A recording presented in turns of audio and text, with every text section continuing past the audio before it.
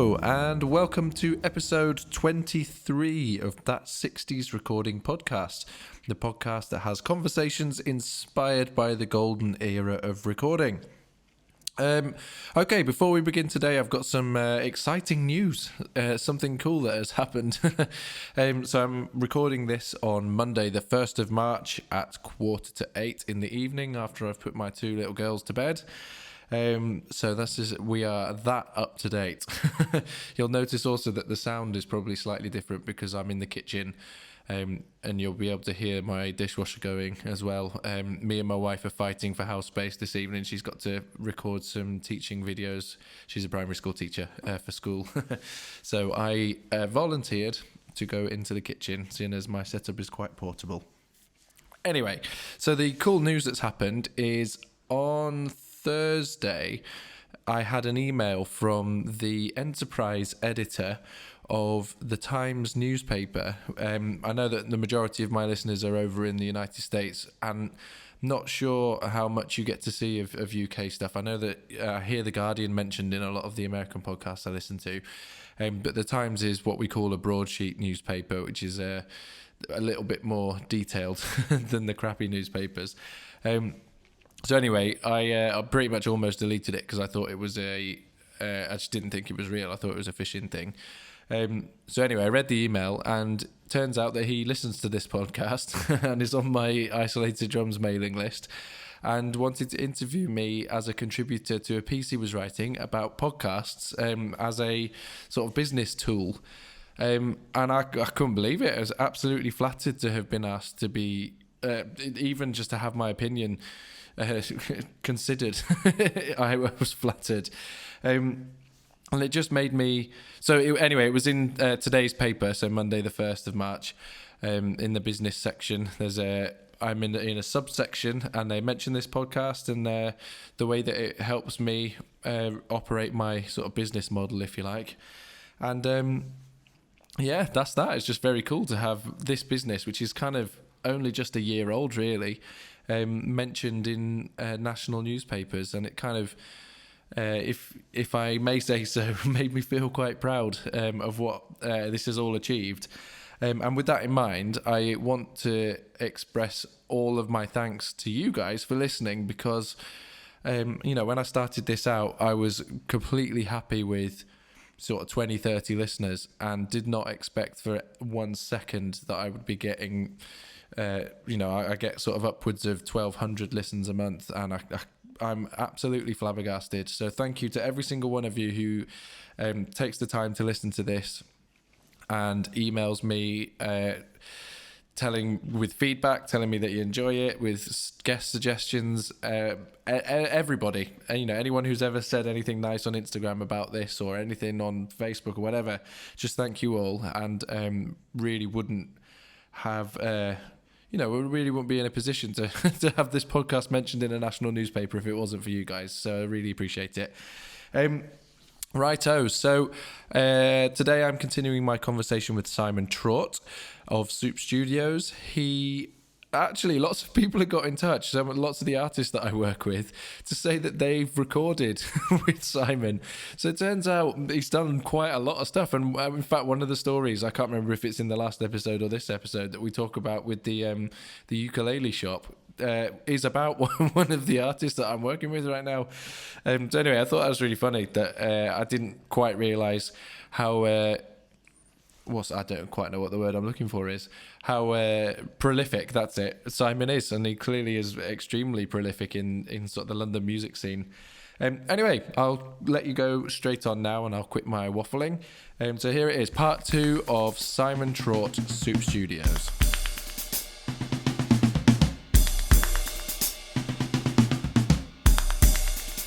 I'm curious to know, so if we think of a band...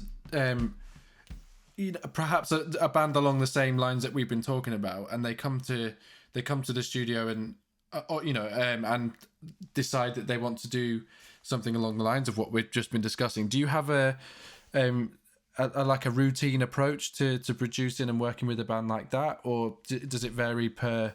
I'm thinking in terms of like the way that you set kit mics up, or the way that you ask them to record. Do do you have a routine, or does it just vary per session? No, I've not really. I don't really have a routine. I guess every session's so different, and the players are all different. It seems weird to have a routine. Sometimes I don't know what the drums, even with the same mic setup, that say if you'd left one up from the day before or something to save a bit of time or something, and you're like, oh well, it's a similar setup, I'll kind of leave it up. The drummer just would play differently. When a drummer's setting up, I'm getting him to play, and I'm bobbing around with my ear, close in around it, and it's just like I'm gonna mic the drums or the guitar up to how they're playing. So it can be quite different. Also, I mean that was a kind of one-off. We all wanted to do that little soul project and do that full live recording around the singer, but that's few and far between. Yeah. It's quite niche, and that's not what our studio's full of. It'd be great if it was sometimes, but it's no one has that kind of money to do decadent stuff like that. Unless that's your thing and you're a touring band and you do that really well.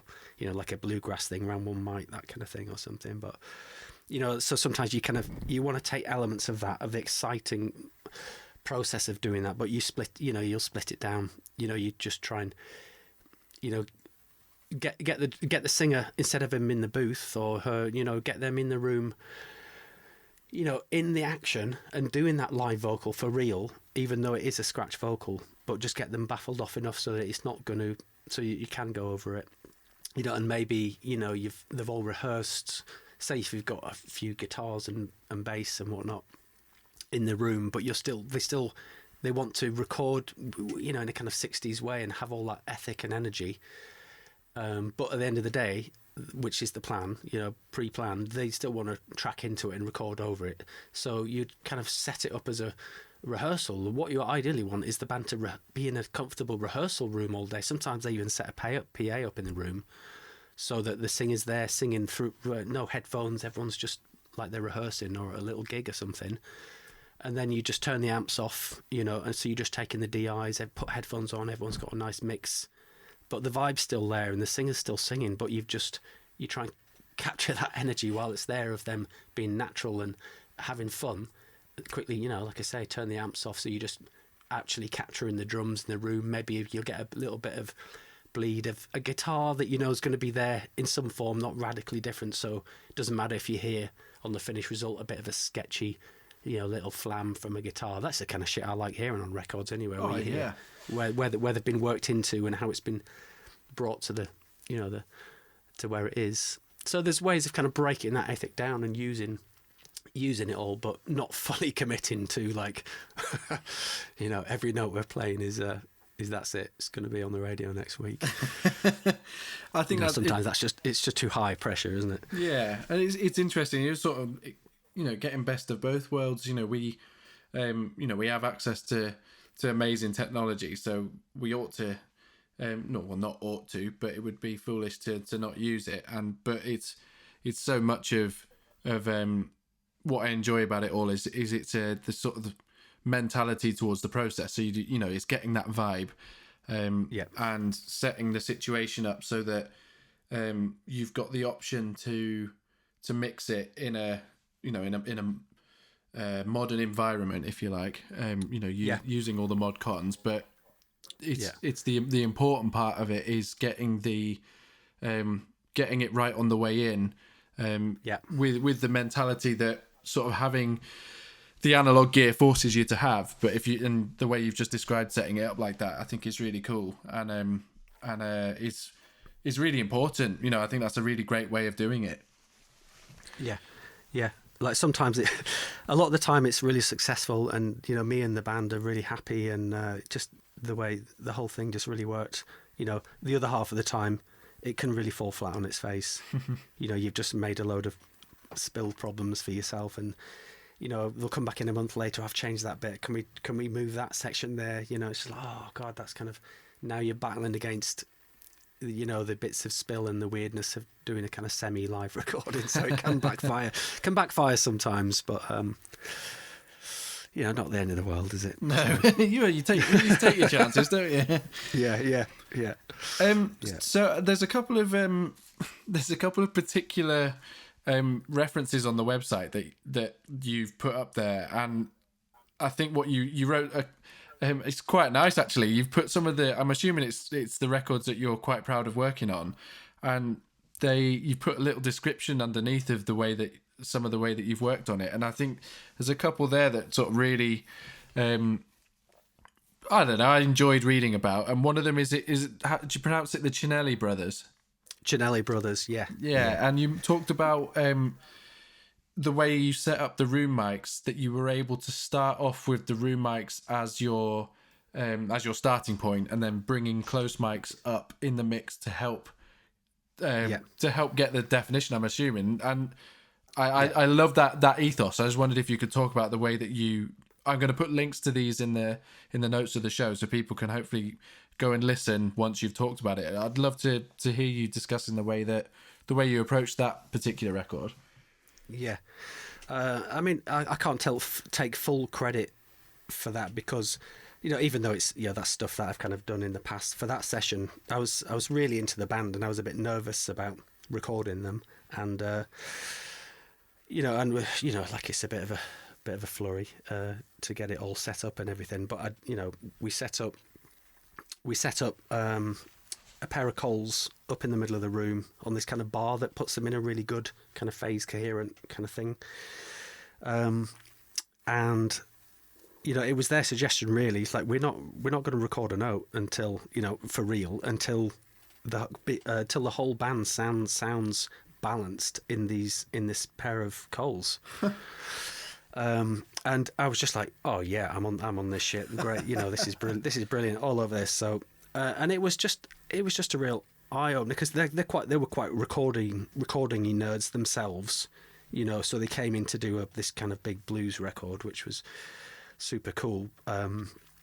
So they needed to come in and record it better than what they could, obviously, in the little project spaces and whatnot. Mm-hmm. And it was just fascinating to have a stereo picture that totally lines up with where they all were in the room for a start, and then tweaking the amp, they say the guitar amp or the bass amp, just by tiny bits that actually made a massive difference to that balanced sound in those room mics. And then like I said, everything else was just mic'd up, nicely as well, but not overly mic'd. Maybe 4 mics on the drums, and one on the guitar cab, not like crazy multi mics or anything like that.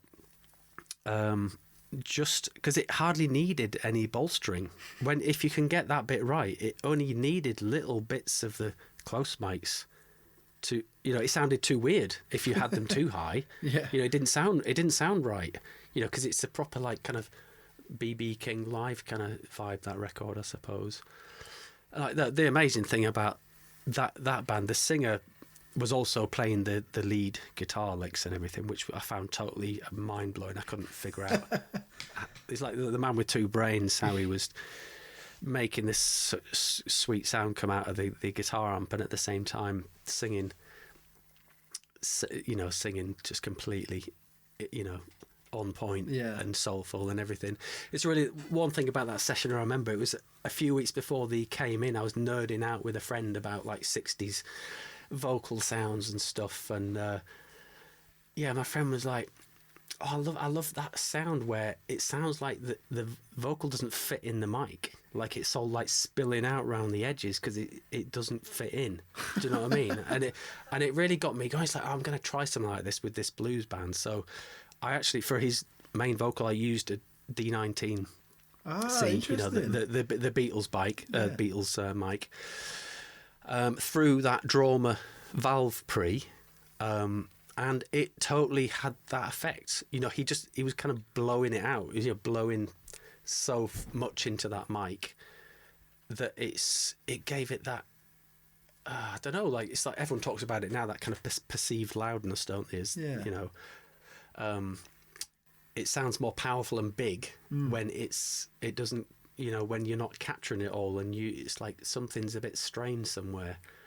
You know, if you imagine if he was singing in a clean room or a vocal booth through a big condenser mic and it was picking up everything that he was singing, and then you kind of have to squash that down in a kind of, you know, compress it down so that it fits within the music, then he's going to sound like he's smaller. But if you know what I mean? But if you, I don't know, maybe part of his voice, you know, was coming out on some room mics as well. I can't remember, but the vocal sound I was really, really chuffed with on that record. Like it sounded, you know, like ripping. Like it, you know, it just, yeah.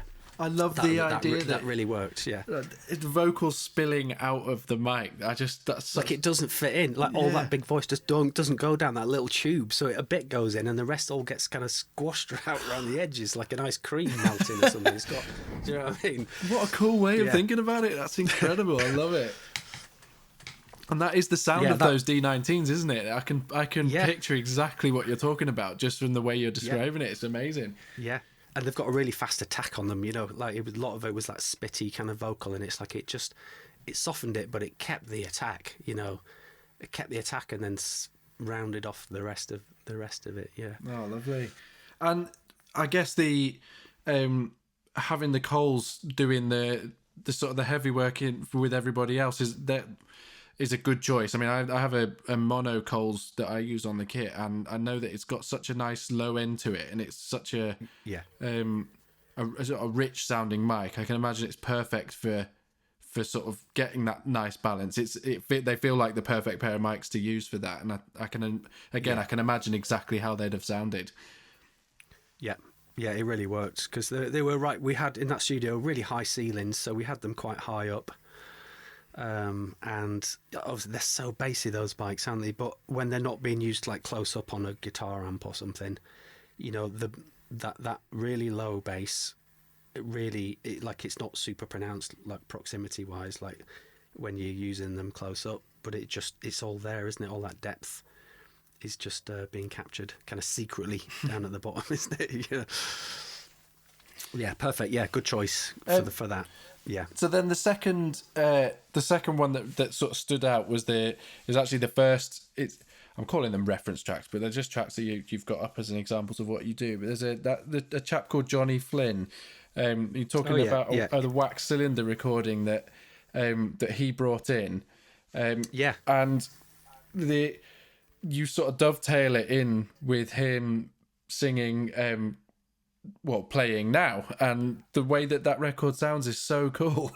It sounds like an old, you know, turn of the century sort of wax cylinder recording, and then suddenly morphs. If you skip it from the beginning to the end, it's morphed into current sound, but you're not quite sure when that happened. Yeah. I think maybe it flows between that wax cylinder recording and a nicely recorded modern recording, maybe 2 or 3 times within the song, and it it ends as it started with the really scratchy, loads of wow and flutter, blah, blah, blah, blah, you know, and then whoosh, the record, the needle, falling off or something. But that was really fun. It was. Johnny. He's a lovely guy to work with, Johnny Flynn, very generous as well, but.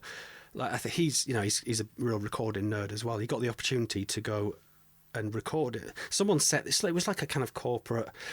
Someone was selling some bourbon, like a corporate gig, and they'd invited people to come to this really busy club, and it was kind of set up in some booth where, you know, people would just go in and record and sing something, you know, so the audience were hearing it as well, but it was being recorded, and it was some old fangled, you know, mad inventor wax cylinder type of thing, and at the same time it was being pressed onto a flexi disc, like instantly as well. So that's what he brought in from the night before doing this weird gig, because he wanted to go and do this weird recording. You know, we'd just put it on the turntable to record it into the interface, just so he had it for reference. You know, I don't think he was really going to use it, or maybe it was just a fun thing to do. Yeah. And I was just like blown away with how that sounded. Oh God, yeah. It's that kind of stuff that you try and recreate with all sorts of like clever technology, but it never really sounds right. You know, and it was just a really nice process to get the band to just put their parts go over it like that was a guide track, like you're working into it, and then for the final mix, moving the listener between the two scenarios. Really, was it a nice challenge to match? Obviously, you're not matching them perfectly, but sort of complement each other. Was it a challenge to get the balance? They're all good musicians who work with Johnny, so it wasn't too bad. And maybe what even decided where we faded the old and the new in was the bits that there was kind of a bit more nailed rather than too sloppy and messy.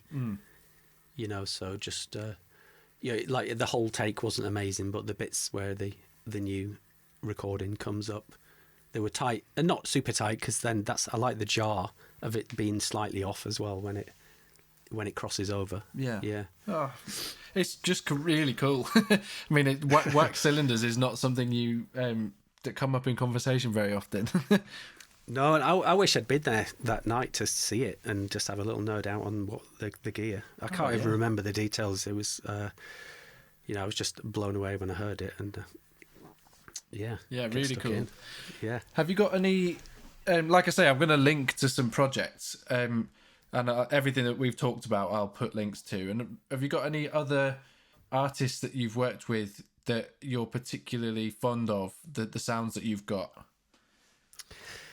I mean, the main ones, not so recent, but over the years of working with the Wave Pictures, that's always been a highlight. Allo Darling, Let's Wrestle, those kind of bands. Did a lot of that kind of like, quite immediate, new kind of young music, in the couple of studios ago. We were underneath a ukulele shop in just off Brick Lane. And it was just a real buzzing hive. Bands would just walk in because they'd want to buy a harmonica or a ukulele or something, and they'd hear someone playing drums downstairs, and next minute they're booked in to record down in this weird little space under the ukulele shop. So that's where I met all those really exciting kind of bands somewhere around that time, about 10 years ago or something. Yeah. But I mean, the Wave Pictures, I'm good friends with them now. We're snooker buddies as well as recording buddies. But oh, nice. yeah. I mean, they're just one of those bands that you could just stick a tin can and a piece of string in front of them and they sound good. Do you know what I mean? They're insanely talented, those guys. Funnily enough, while I was cooking, my family, I called them the girls because there's two little girls and my wife. While I was cooking the girls' dinner, that's who I had on the Spotify. And I loved it too. I think it's absolutely brilliant. They do sound absolutely brilliant. Yeah.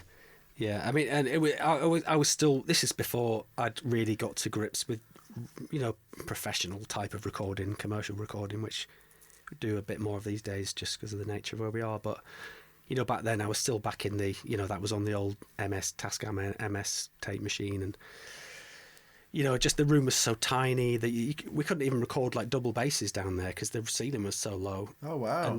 And it was just so loud. That was again the early stuff. Dave singing through an old Vox PA in the room, and the vocal sound was pretty much, a mic on the cab of the Vox PA, and it kind of sounds like that. It's really rough and sketchy sounding, and everything's, really loud in this tiny room, and everything's just getting clustered up together. But it just sounds super cool. Like all that stuff did. The Let's Wrestle, when they recorded down there, they nearly blew the roof off how loud they were, and it's, there's no, subtleties with ambient miking in a situation like that.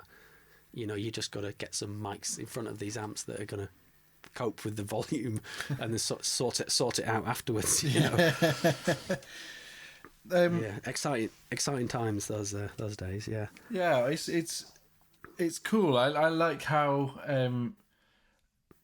just trying to think of the best way to put it into words. I really enjoy how the way that you work has evolved to the point where you've now got it sounds like you do some fairly eclectic recordings from right from the sort of really interesting stuff that we've been talking about through to sort of modern stuff. But the way that your journey's led up to it has been it's almost that it's like paying your dues almost. Like the way you're describing recording in that room has meant that when you came to doing something like the Cinelli brothers that we've discussed, it's almost the same thing but with a bit more finesse now that totally I think it's really interesting hearing about it. I every new thing every new story is like, okay, I can see why you've done some of the things that you've done on the things I've heard because of what you've just said.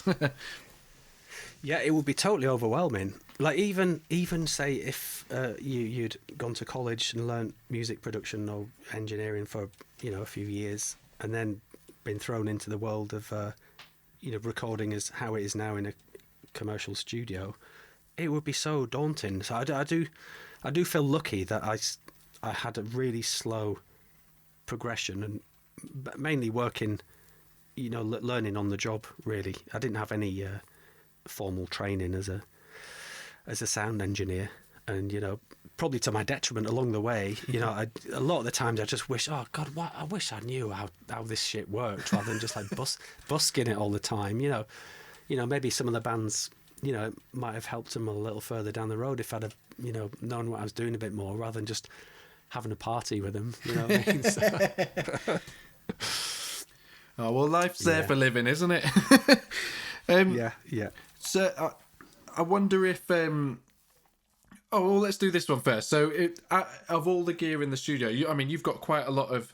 We've talked about studio gear. There's a load of you've got some really lovely instruments there too. But do you have a piece of gear that you couldn't live without, or something that you particularly is on every recording that you make?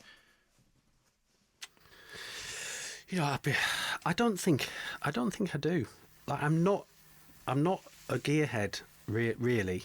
Like it's that I buy it and and it's in the studio and you kind of need a certain amount of this and that because people want to be able to at least know they're recording through some kind of name microphones and things that they're familiar with. They know their voice sounds good on this mic, whatever. It's a tough one that. Like, apart from the obvious, like the tape machine, it'd be lovely to. It'd be sad not to ever record on tape again. That's one of the ones that kind of beats. Like I say, the expensive mics and the this and that and all this gear, the preamps. It's like if you just get it all going through, if you can get it all to go through that machine, then that's worth 10. Pre-API pre's or whatever. That's my view anyway. I'm not really a gearhead. I've just always used what is around, what I can get my hands on, I suppose. Well, that's the old sort of thing of. I think it's. Jeff Emmerich is who I'm going to quote, and I think he's probably the person I've quoted most on this podcast. Right. But he's I'm sure it's him that said this. It was a quote about someone was asking him what mics the Beatles used in for a particular thing, and he just or why he'd used a particular mic on a particular amp or something, and he went, well, because it was the one that was the closest. And that's kind of what you've just said. It's the gear doesn't matter, and I love that answer. I think that's it's a brilliant answer.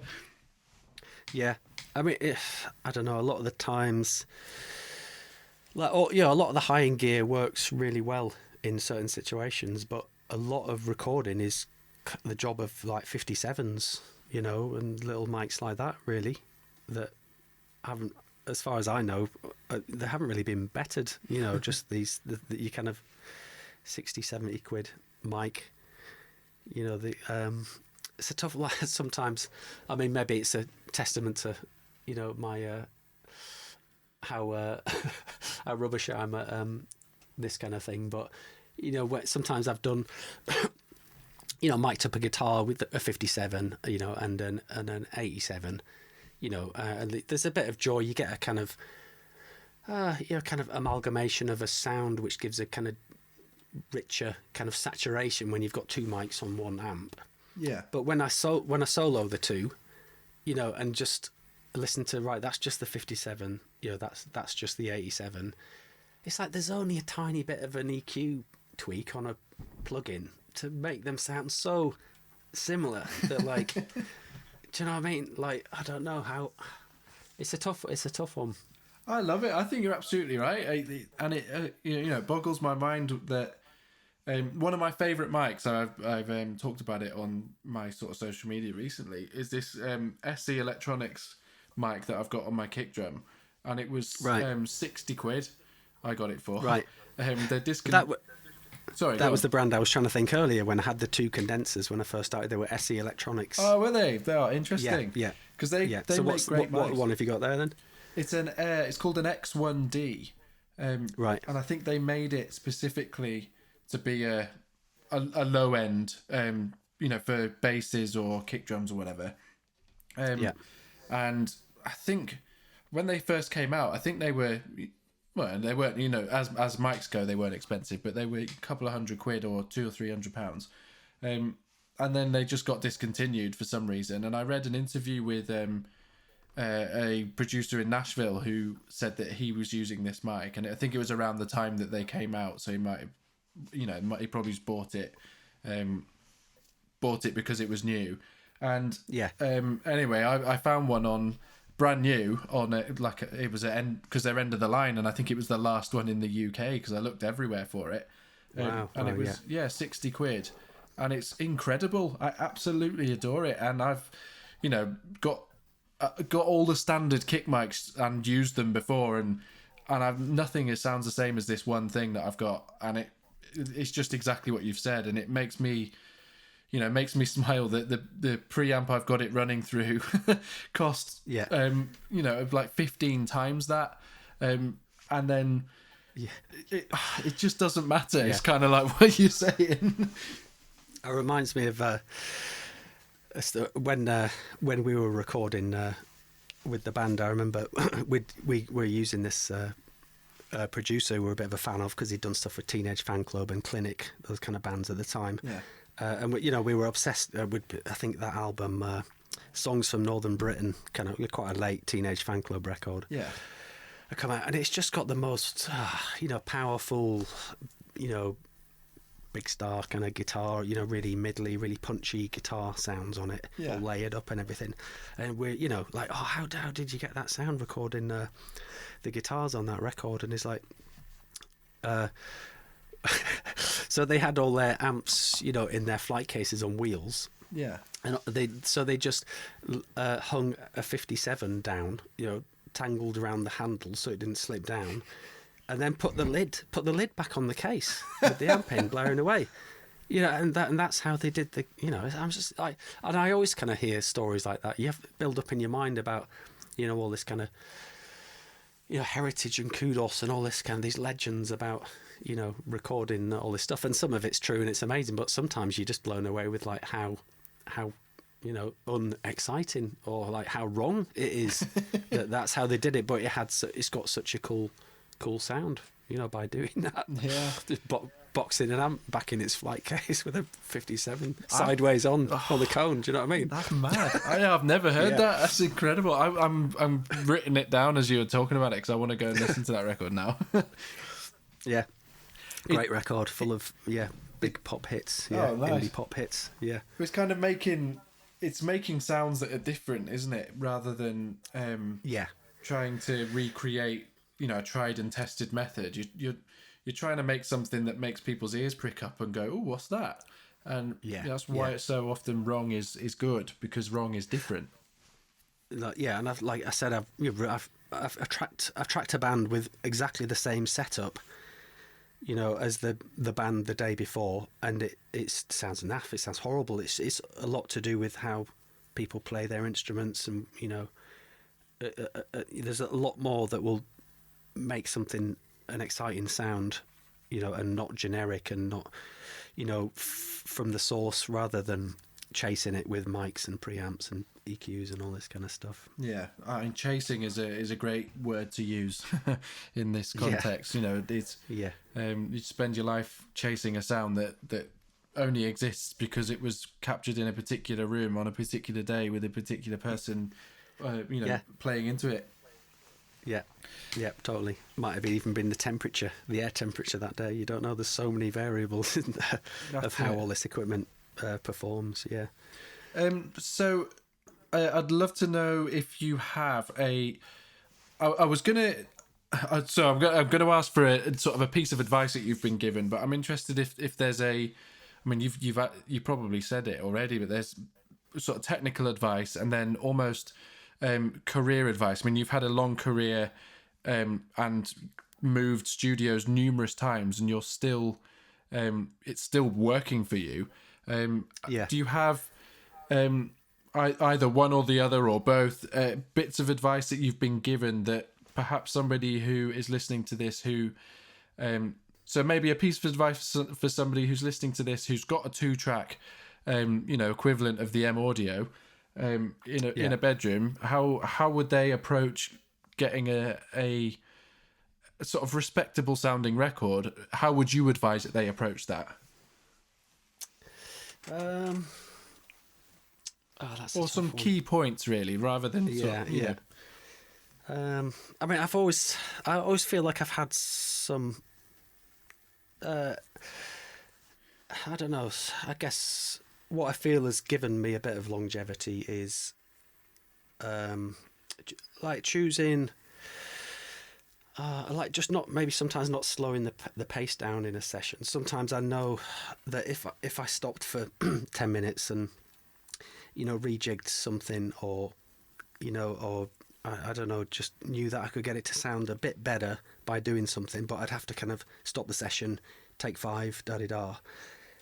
If you can do that at such the wrong time that you'd never get the energy back that you've built up by, the relationship. This is quite an extreme situation. So, the relationship with the band and the excitement of coming in and everyone setting up and da-da-da.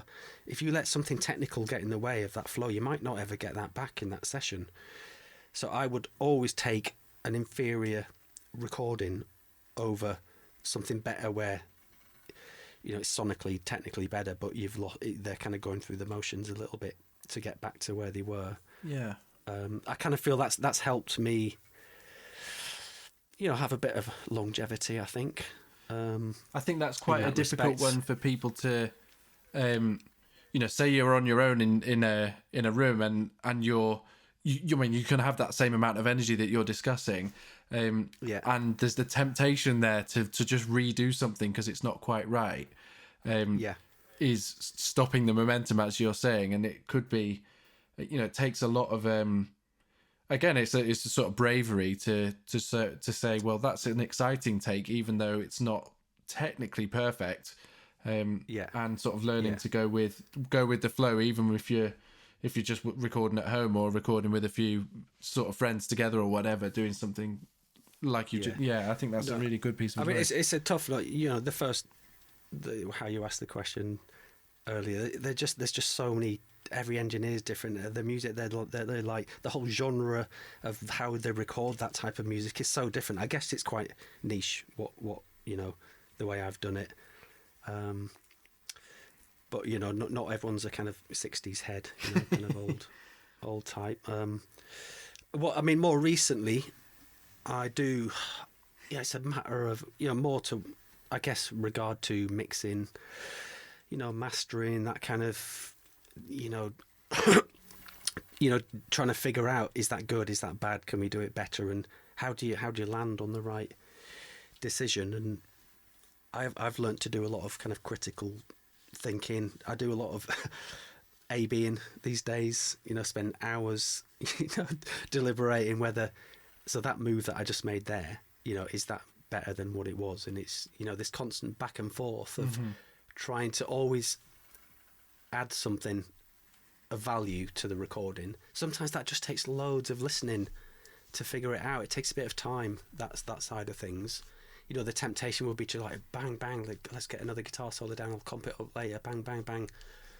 Just like, if you've got the time, just take the time to try and get out of the bubble. Look, swim around a bit higher up and look down. Like, how important is this? What is that? Even though it's flawed, is that a more exciting take than this one that was perfect, but it just doesn't have something there. And in regard to running a studio, I've just basically just had to keep ahead of the game, really. Constantly moving, gentrification's been a big problem with keeping a space in a place, you know, where 3 years down the line you're there, suddenly it's like the trendiest place on earth, so you can't afford to be there anymore. And like, yeah, and as I say, it's not just me anymore at Soup. You know, it's been quite a while that I've had, you know, other guys alongside me helping, and they're just, I've got, you know, Giles and Dave and Sam, the three other engineers. They're just super talented in their own rights, and not just at engineering and recording. They've all got kind of like business skills as well, which really help keep something running. You know, I'm useless at that side of things, so you know, having people, you know, helping out, you know, in that side is just essential, really, or you go under. It's so important. Suddenly the studio would just be dead 1 month, and it's over. It's all over. Everything you've built up, you know. So it's teamwork. Yeah, it's a skill that is doesn't come naturally to musicians, I suppose. No. But you know, I've had to drag myself kicking and screaming into it, and you know, it sounds like you're lucky to have some people who know about it as well, and it's just so difficult to market and stay ahead, exactly like you're saying. You know, within 6 months of making a decision that you think is going to be it's a really big decision we've made and it's going to change things. 6 months, a year later, you're having to do that again. And just keep moving forward because stuff changes so fast. Yeah, I mean, it's a payoff, isn't it? Like, you could, if I'd decided to have done this out in the country somewhere, in a place that I owned or something, you know, great, you would have built this place, but, you know, I wouldn't have met all the exciting musicians if I hadn't have been in the centre of London, you know, working away all this time. And I think that the fact that you've held on... Bustle. Sorry, I'm just going to say that the fact that you've held on in London is unbelievable. I mean, talk about Brick Lane. I mean, Brick Lane is, like you've just said, it was suddenly turned into the trendiest place ever, and however many others you went through, and just I do not envy you. That move was probably one of the riskiest, because the studio I had before that was way up out of town, in Bounds Green, in a kind of, it was like a kind of series of office rooms that I'd kind of, you know, cabled up and everything, and I built a vocal booth, and it was really, you know, it's good. There wasn't one big room, but there was like 2 or 3, you know, main rooms and a good lounge with a piano, and you could smoke in there, and it was just like really a good recording space. It was private, you know, and you could, even though it was kind of, you know, quite disgusting, cockroach infested type of thing, you know, for a studio, it was quite.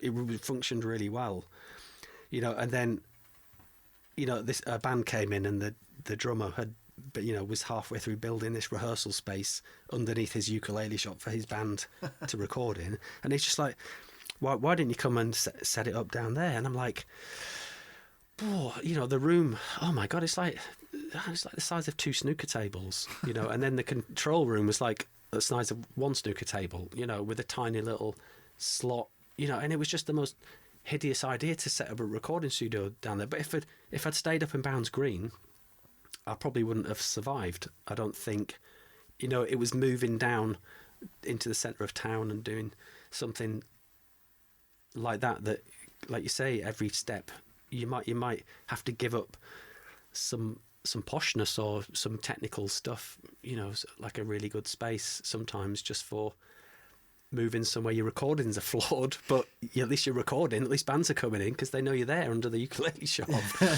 You know, I love it. That sounds really cool. I'm sad I never got to see that. Love the fact that it's a ukulele shop as well. Very niche. Yeah. Well, now it's some Ponzi clothes boutique. Oh, is it? Two rails and a dress for $2,000 or something. Yeah, and then a breakfast cereal bar in the back.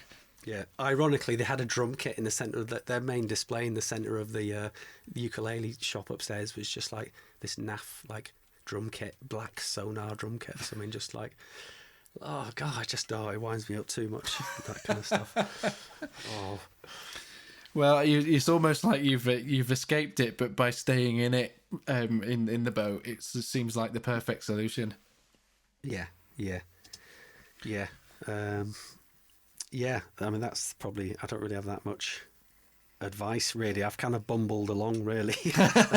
And a lot of luck, being at the right place at the right time, I guess, the right age and stuff. So, yeah. Oh, I love it. Yeah, Is there... now I crave for places like you got, like the top room of a brass band rehearsal place in a village up near in Yorkshire. That's like, oh God, I want that now.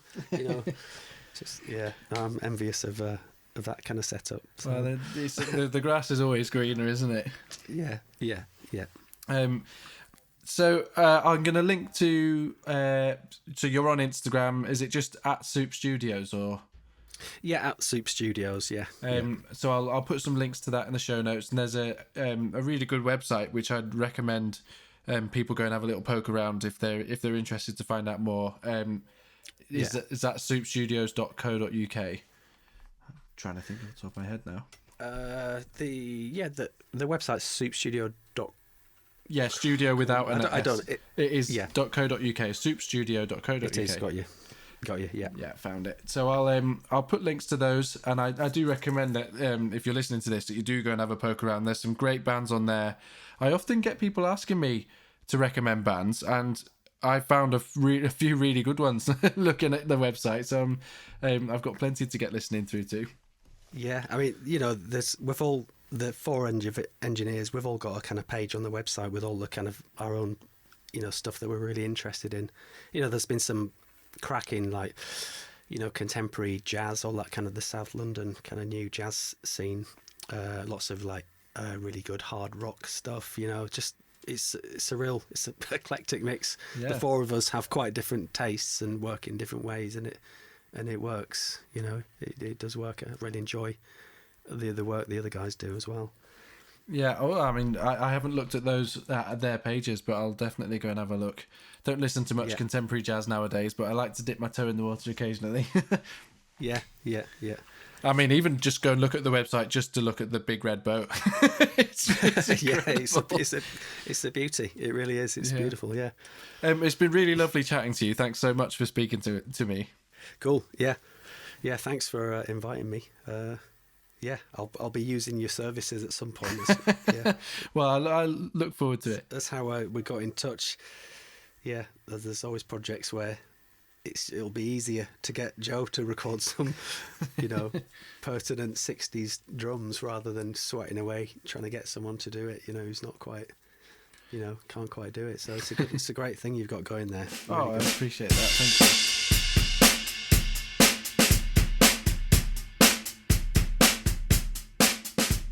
So there we have it, Simon Trought of Soup Studios. I definitely recommend going to check out their website, Soup Studio, no S at the end of studio.co.uk. I'll put a link in the show notes. There's some cool pictures of the boat. There's one of it parked right outside the Millennium Dome, or the O2, whatever we call it these days. I'm from Leeds, I'm not from London. And there's some great microphones and some great shots of inside and all sorts of stuff. So it's worth just having a little nosy around that.